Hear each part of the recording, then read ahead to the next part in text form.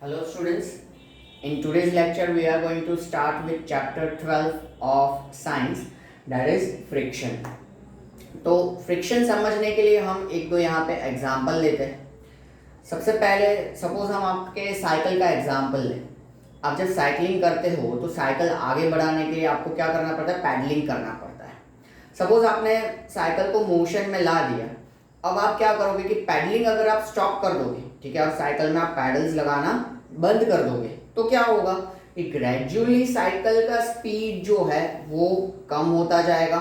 Okay, your cycle will be get slow down and there will be a time कि अगर आपने paddling नहीं किया तो साइकिल आपका रुक जाएगा। तो इसका मतलब कि देयर मे बी और there must be one force which is opposing the motion of cycle. ठीक है, यहाँ पे जरूर कोई ना कोई एक ऐसा फोर्स होना चाहिए कि जो साइकिल के मोशन को क्या कर रहा है, ऑपोज कर रहा है। वरना तो एक बार पैडल लगा दिया फिर साइकिल क्या होना चाहिए, इनफाइनाइट डिस्टेंस तक चलते रहना चाहिए। लेकिन हम पैडलिंग स्टॉप कर देते हैं तो उसके बाद कहीं ना कहीं धीरे धीरे धीरे साइकिल जो है वो स्लो डाउन होता जाता है और कहीं ना कहीं रुक जाता है। तो कोई ना कोई ऑपोजिंग फोर्स वहां पे साइकिल के ऊपर लग रहा है। तो here we can say that opposing force is nothing but the friction. वो क्या है, फ्रिक्शन है। ठीक है, दूसरा एग्जांपल हम देखें, ठीक है, कि जिसमें सपोज बैट्समैन जो है वो क्या कर रहा है, स्ट्रोक खेल रहा है। ठीक है, उसने क्या किया, बॉल को हिट किया।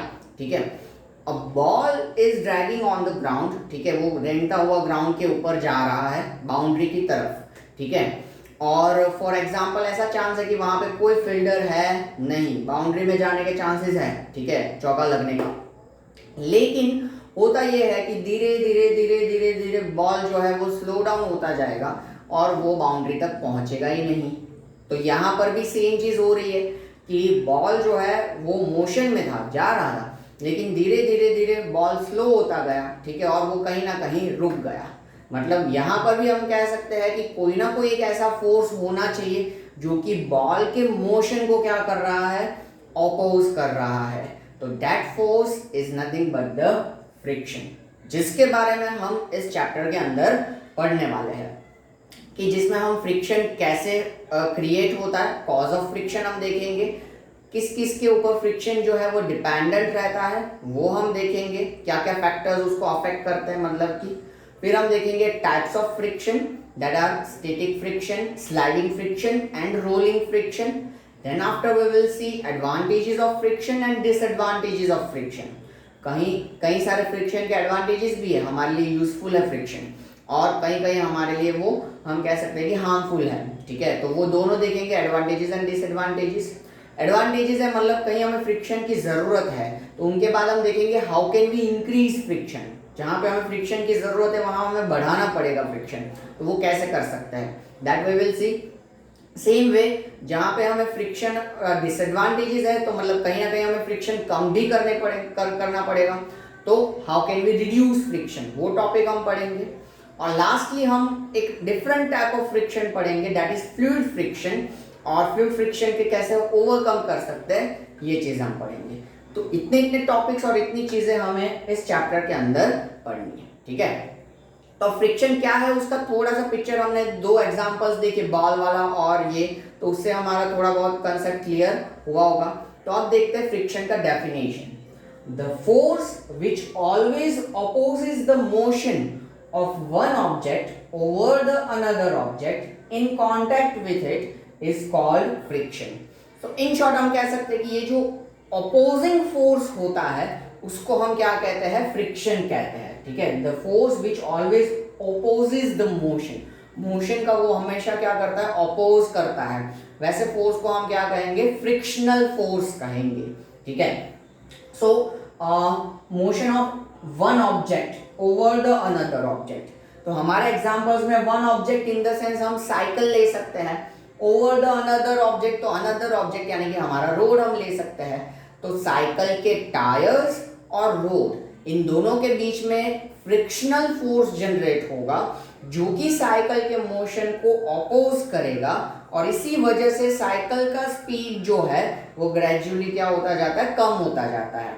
या तो फिर साइकिल को मोशन में रखने के लिए हमें कंटिन्यूअसली क्या करना पड़ेगा, पैडलिंग करना पड़ेगा। ठीक है, तो ये हुआ हमारा फर्स्ट एग्जांपल। फिर जो दूसरा एग्जांपल लिया उसमें one object in the sense हमारा बॉल, और second over another object in the sense कि अनदर ऑब्जेक्ट यानी कि हमारा ग्रास या ग्राउंड हम कह सकते हैं।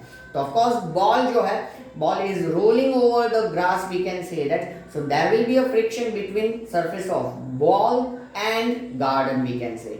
ओके, तो अगर बॉल को बाउंड्री तक पहुंचाना है तो अल्टीमेटली हमें उतना ज्यादा फोर्स अप्लाई करके हिट करना पड़े कि वो वहां तक जा सके। ठीक है, तो दैट इज द फ्रिक्शन। अब डायरेक्शन ऑफ द फ्रिक्शन, ठीक है, फ्रिक्शन का डायरेक्शन कहाँ, कौन सी डायरेक्शन में होता है। तो यहाँ पे एक हम कॉमन सेंस लगा सकते हैं कि ये सपोज हमारा ग्राउंड है, ये बॉल है, and ball is moving in this direction suppose. Okay, तो फ्रिक्शनल फोर्स जो होगा वो बॉल के मूविंग डायरेक्शन से ऑपोजिट डायरेक्शन में होगा। फ्रिक्शनल फोर्स इस डायरेक्शन में होगा।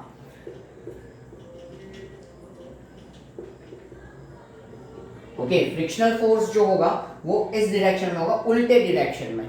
बॉल जिस डायरेक्शन में ट्रैवल कर रहा है उससे उल्टे डायरेक्शन में।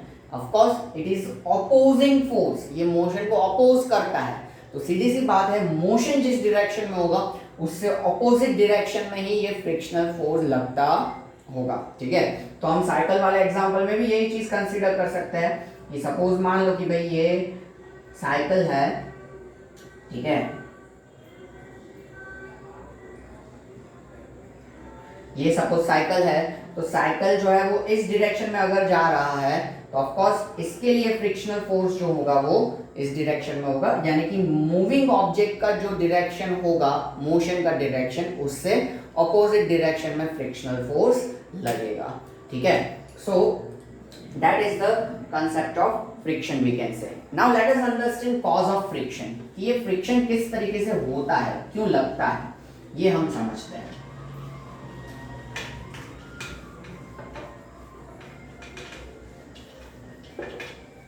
हमने 11th चैप्टर में ये पढ़ा था क्या, कि फ्रिक्शन जो है वो कांटेक्ट फोर्स है, मतलब जहां पे जो भी दो ऑब्जेक्ट में फ्रिक्शन लगता है वो दोनों ऑब्जेक्ट एक दूसरे के कांटेक्ट में होंगे। ठीक है, तो ये यहां पे हमारा समझना है कॉज ऑफ फ्रिक्शन, कि जो भी दो ऑब्जेक्ट एक दूसरे के कांटेक्ट में है, और हम कह सकते हैं कि एक ऑब्जेक्ट दूसरे के ऊपर स्लाइड कर रहा है या रोल कर रहा है, उनके अगर हम सरफेसेस को देखें तो वो सरफेसेस जो होंगे उनमें काफी सारे हिल्स एंड वैलीज होंगे। ठीक है, या हिल्स एंड ग्रूव्स होंगे, यानी कि जैसे कि हम देखने जाए दो कोई फ्रिक्शन का दो कोई सरफेसेस का अगर हम माइक्रोस्कोपिक व्यू लें तो इस तरीके से उनमें हिल्स एंड वैलीज देखने को मिलेंगे।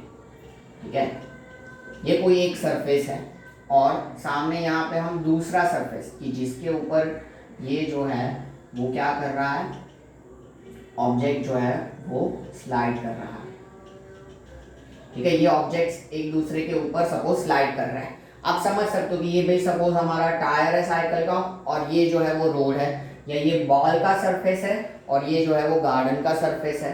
तो कोई भी अगर आप ये बोर्ड ले लो तो बोर्ड भी आपको दिख रहा है एकदम स्मूथ है, एकदम शाइनी है, लेकिन अगर आप इसका माइक्रोस्कोपिक व्यू लोगे तो उसमें आपको इस तरीके के हिल्स एंड वैलीज प्रोजेक्शंस देखने को मिलेंगे।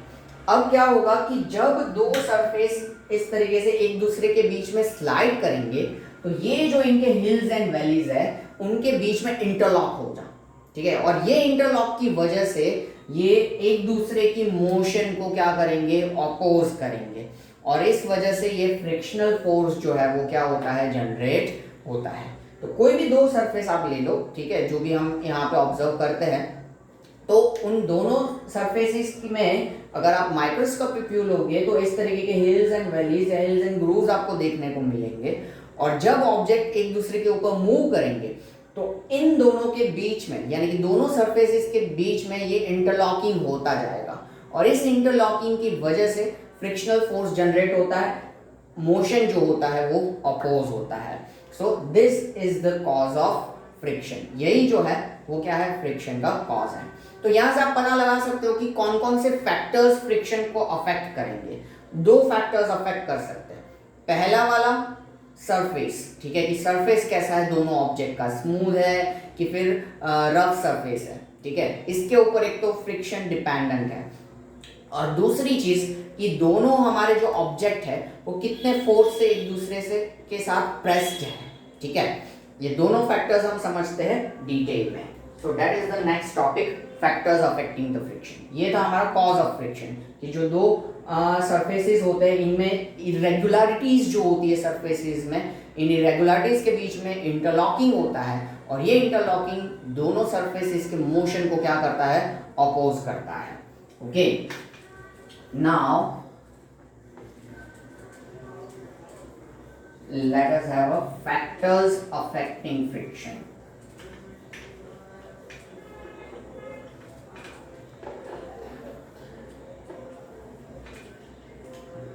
Just a minute.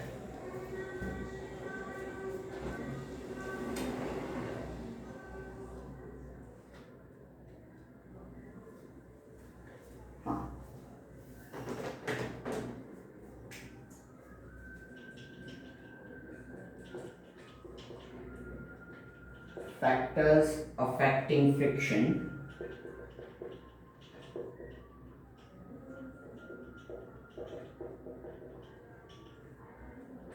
और उसमें first one, the nature of the two surfaces, okay, and second, the force with which two surfaces are pressed together. Okay, ये दो फैक्टर्स है जो कि क्या करते हैं, दे अफेक्ट द फ्रिक्शन, ठीक है, या फ्रिक्शन के लिए फ्रिक्शन ज्यादा होगा या कम होगा, ये इन दोनों फैक्टर्स के थ्रू हम डिसाइड कर सकते हैं। So let us have a first factor, the nature of to surfaces, मतलब कि दोनों सरफेसेस कैसे हैं, या दोनों सरफेसेस स्मूथ है या दोनों सरफेसेस रफ है, इसके ऊपर हमारे क्या रहती है, फ्रिक्शन की डिपेंडेंसी रहती है। अब सीधी सी बात है कि अगर दोनों स्मूथ सरफेसेस होंगे तो इजीली क्या हो जाएगा, दोनों का मोशन हो जाएगा, तो फ्रिक्शन कम होगा, होगा ही नहीं ऐसा हम नहीं कह सकते, लेकिन कैसा होगा, कम होगा ऐसा हम कह सकते हैं, स्मूथ सरफेस है तो। और रफ सरफेस है तो सीधी सी बात है कि फ्रिक्शन जो होगा वो क्या होगा, एकदम ज्यादा होगा। एक एग्जांपल ले, जैसे कि आपका बॉल है, ठीक है, बॉल जो है, ball is rolling on the road and ball is rolling on the tile. तो इन दोनों में अगर आप देखो तो आप कॉमन सेंस से डिसाइड कर सकते हो अगर कि वो टाइल्स के ऊपर रोल कर रहा है तो ज्यादा दूर तक जाएगा, और रोड के ऊपर रोल कर रहा है तो कम दूरी तय करेगा। द रीजन इज दैट कि रोड का सरफेस टाइल्स की कंपैरिजन में काफी रफ होता है, तो फ्रिक्शन फोर्स ज्यादा होगा और इस वजह से वो जल्दी रुक जाएगा। टाइल्स अगर हम देखने जाए तो टाइल्स का सरफेस जो है वो काफी स्मूथ रहता है, ठीक है, इस वजह से बॉल जो होगा वो उसमें काफी लंबे डिस्टेंस तक ट्रैवल कर पाएगा, क्योंकि वहां पे फ्रिक्शन कम है, सरफेस कैसा है, स्मूथ है, ठीक है। सो यहाँ पे हम कह सकते हैं कि surface matters a lot, okay, कि अगर स्मूथ सरफेसेस है तो जो हमारा फ्रिक्शन होगा वो कम होगा, और अगर हमारे पास रफ सरफेस है तो जो हमारा फ्रिक्शन होगा वो क्या होगा, ज्यादा होगा। ओके, सो सीधी सी बात है कि अगर सपोज मान लो कि आप साइकिलिंग कर रहे हो, ठीक है, अब साइकिलिंग करते हुए आप ऐसे रास्ते पे जा रहे हो कि जहाँ पे पक्का रोड नहीं है, कच्चा रोड है, पत्थर, धूल, मिट्टी, ये सारी चीजें बिखरी हुई है, और उसके ऊपर आप साइकिलिंग कर रहे हो, तो आप प्रॉपरली बैलेंस नहीं कर पाओगे अपने साइकिल को, ठीक है, प्रॉब्लम होगा। The reason is that over that surface is very much rough, and due to that friction is much more there, that you can not move your cycle properly. लेकिन comparatively अगर आपके पास पक्का road है तो उस rough road की comparison में या कच्चे रास्ते की कंपैरिजन में जो पक्का रास्ता है हमारा, उसका सरफेस जो होगा उसमें फ्रिक्शन जो होगा वो कम होगा, क्योंकि पक्का रास्ता है तो आप उसमें इजीली क्या कर पाओगे, साइकिलिंग कर पाओगे। समझ में? तो यहाँ पे हम कह सकते हैं कि फ्रिक्शन मैटर्स अ लॉट। अब आप यही चीज टाइल्स के ऊपर लेके जाओ कि आप टाइल के ऊपर साइकिलिंग करो तो अगेन नहीं कर पाओगे। द रीजन इज दैट कि साइकिलिंग के लिए जो टाइल्स है वो कुछ ज्यादा स्मूथ सरफेस है, वहां पे हमारा साइकिल जो होगा वो नहीं स्टेबल रहेगा। साइकिल विल स्टार्ट स्कीडिंग और साइकिल विल स्टार्ट स्लिपिंग, वो स्लिप होता जाएगा क्योंकि कुछ ज्यादा ही फ्रिक्शन, हम कह सकते हैं सॉरी ज्यादा ही वहां पे सरफेस जो है वो कैसा है, स्मूथ है, और कुछ फ्रिक्शन ज्यादा ही कम हो गया है। इसका मतलब कि फ्रिक्शन हमारे लिए यूजफुल भी है।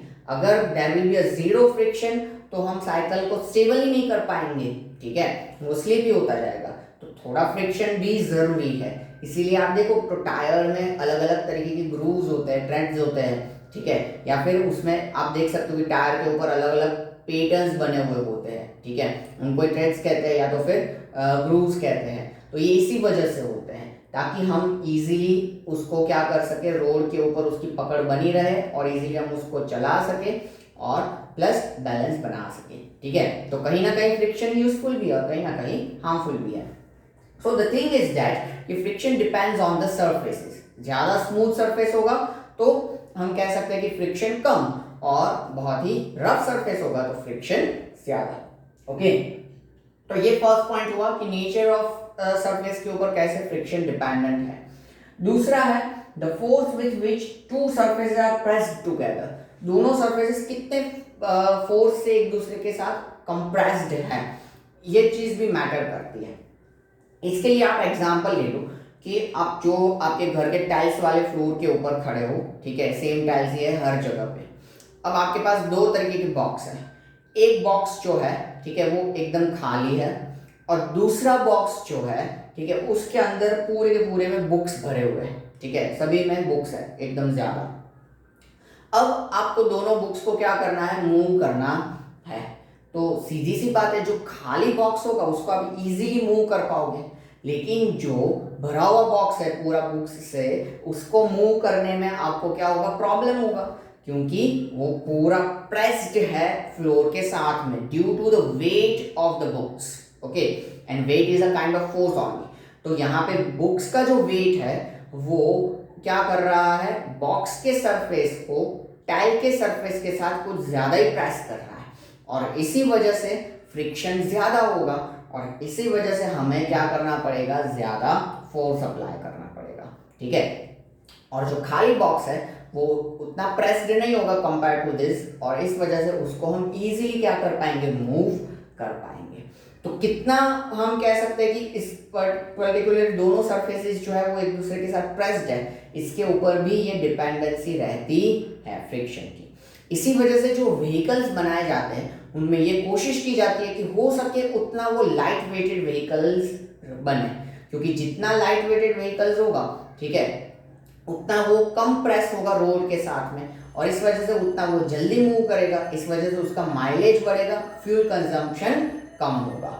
सो दैट्स वाई ओनली कि जो व्हीकल्स बनाए जाते हैं वो उतने लाइट वेटेड बनाए जाते हैं, कोशिश यही की जाती है कि हो सके उतने लाइट वेट बने ताकि इजीली वो मूव कर सके और उनका फ्यूल कंजम्पशन कम हो जाए, यानी कि माइलेज जो है वो बढ़ जाए।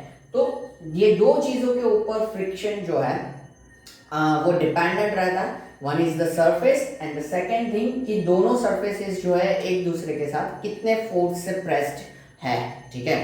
तो इन दोनों चीजों पे ये फ्रिक्शन डिपेंडेंट रहेगा। Okay, now let us study the types of friction.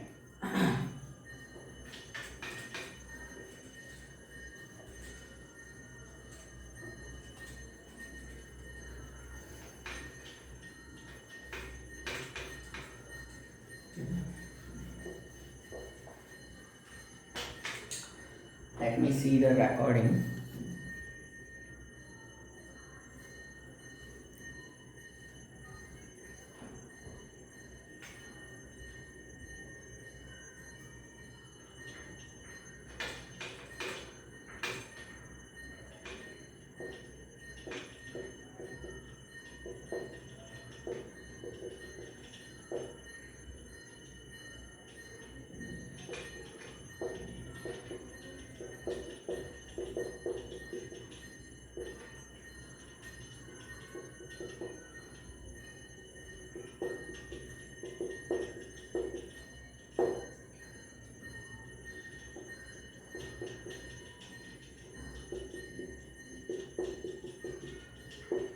Total इस तरीके से 3 टाइप का फ्रिक्शन रहता है, static friction, then sliding friction and then rolling friction. 3 type का फ्रिक्शन रहता है। अब हम ये तीनों चीजें समझते हैं। अब देखिए, सपोज कि मान लो कि एक हमारे पास बॉक्स है, ठीक है, बड़ा सा ह्यूज बॉक्स है, सपोज रेफ्रिजरेटर का बॉक्स है और उसके अंदर रेफ्रिजरेटर भी है, वैसा बॉक्स हमारे पास है, ठीक है, बड़ा है। अब आपको वो बॉक्स मूव करना है, ठीक है, आप बहुत ही फोर्स लगा रहे हो, ठीक है, बहुत ही ज्यादा फोर्स लगा रहे हो, लेकिन वो रेफ्रिजरेटर का बॉक्स है कि हिलने का नाम ही नहीं रहा है। क्यों भाई, ऐसा क्यों हो रहा है? द रीजन इज दैट कि इतना फोर्स हम अप्लाई कर रहे हैं फिर भी नहीं हिल रहा है। तो रीजन है स्टैटिक फ्रिक्शन, कि जो वो बॉक्स है और जो हमारा फ्लोर है उन दोनों के बीच में स्टैटिक फ्रिक्शन है, जो कि ऑब्जेक्ट को स्टैटिक यानी कि स्टेडी रखने में हेल्प करता है, वो उतना ज्यादा है और आपका फोर्स कंपैरेटिवली उतना कम है कि उसको ओवरकम नहीं कर सकता, इसलिए वो ऑब्जेक्ट हिल नहीं रहा है। तो that is the static friction, कि जो ऑब्जेक्ट्स को स्टेडी रखने में क्या करता है, हेल्प करता है, ठीक है। So the maximum frictional force present between any two objects when one object just tends to move or slip over the surface of the other object is called the static friction, ठीक है। कि इतना हम कह सकते हैं कि force की जहां पे उसका मोशन शुरू नहीं हुआ है, टेंस टू मूव मतलब कि अब जो शुरू होने जाएगा तब तक का फोर्स जो होगा that is the static friction. मतलब कि आप जितना भी फोर्स लगा रहे हो लेकिन वो मूव नहीं कर रहा है, ठीक है, जो रेफ्रिजरेटर है वो, ठीक है, it is not moving at all. तो मतलब कि आपका फोर्स जो है वो स्टैटिक फ्रिक्शन से कम है, इस वजह से वो मूव नहीं कर रहा है। अब आपके साथ में आपका कोई एक फ्रेंड भी जुड़ गया और आप दोनों मिलके आप उसको पुश कर रहे हो, ठीक है, तो हो सकता है कि अब वो धीरे धीरे स्लाइड होना शुरू करेगा। तो जो स्लाइड होना शुरू कर रहा है तब तक का जो हमारा फोर्स अप्लाई हो रहा है that total force will be static friction, ठीक है।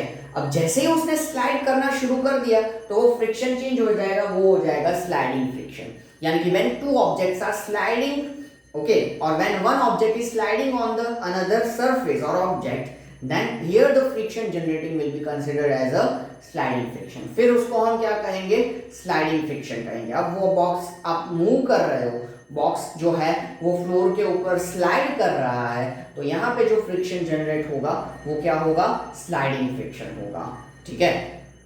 And the third one that is the rolling friction, ठीक है, कि अब ऑब्जेक्ट जो है वो क्या करेगा, उस पर्टिकुलर सरफेस के ऊपर रोल करेगा और उस ऑब्जेक्ट और सरफेस के बीच में जो फ्रिक्शन जनरेट होगा that will be considered as a rolling friction. यानी कि जैसे कि साइकिल जो है तो उसके टायर्स क्या करेंगे, रोड के ऊपर रोल करेंगे, तो रोलिंग फ्रिक्शन वहां पे जनरेट होगा, ठीक है। बॉल जो है वो फ्लोर के ऊपर या ग्राउंड के ऊपर रोल करेगा, तो वहां पे भी क्या होगा, रोलिंग फ्रिक्शन जनरेट होगा।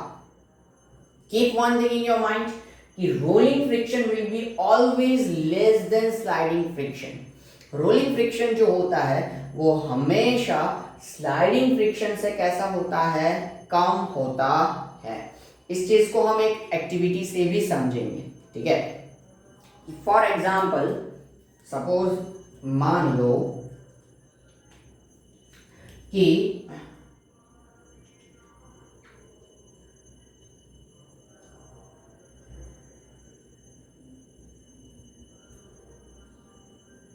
ये जो है वो एक आपका टेबल है, ठीक है, ऐसा मान लो आप टेबल है और ये यहाँ पे आपके पास एक बुक पड़ा है,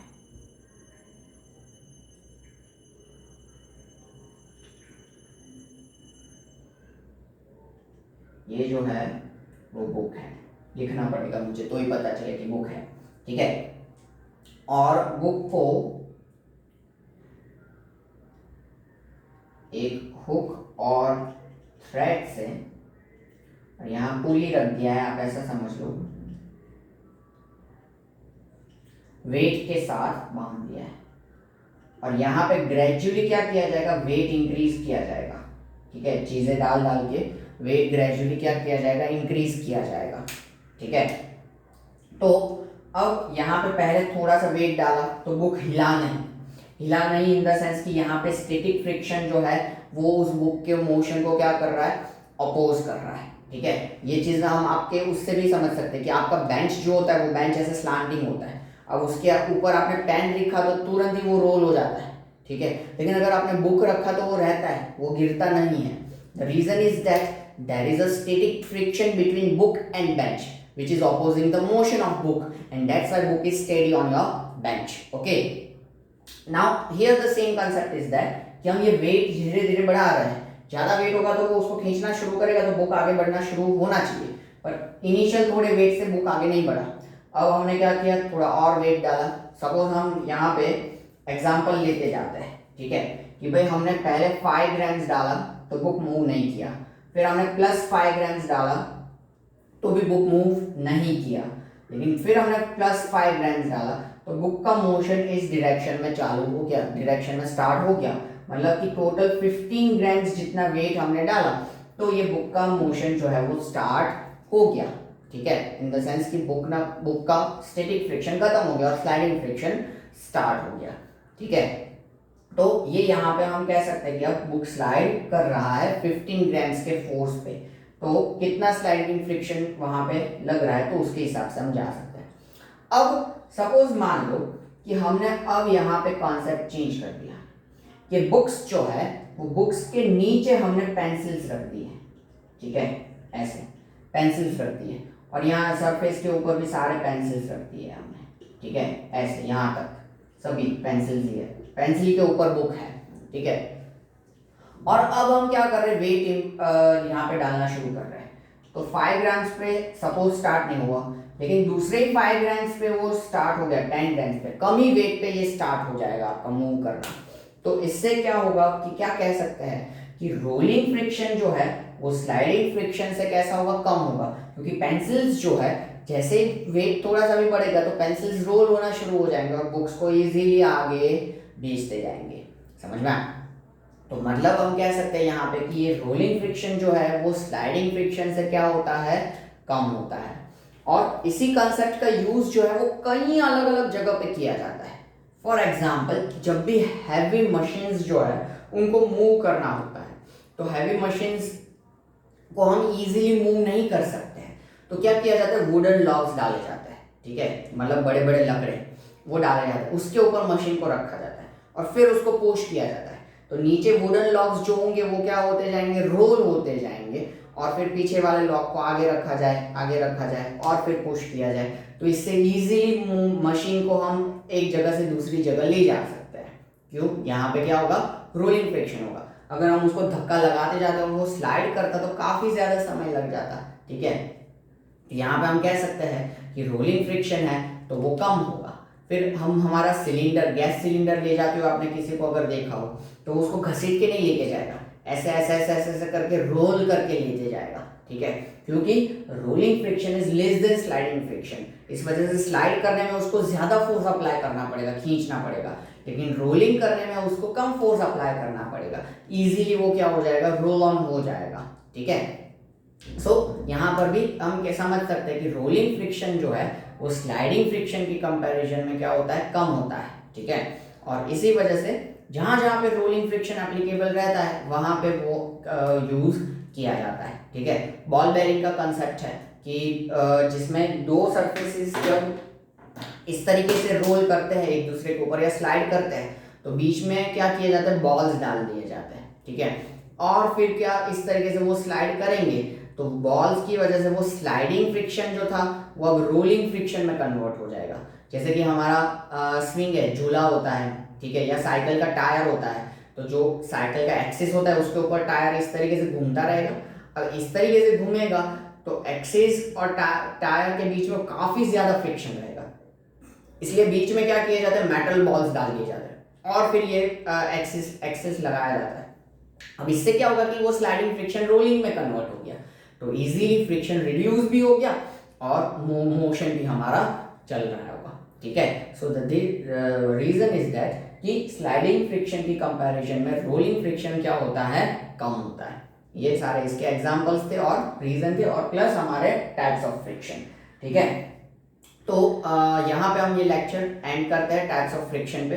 अब नेक्स्ट लेक्चर में हम एडवांटेजेस, डिसएडवांटेजेस और बाकी के जो भी टॉपिक्स है वो हम कंटिन्यू करेंगे। ठीक है, so see you next session, take care.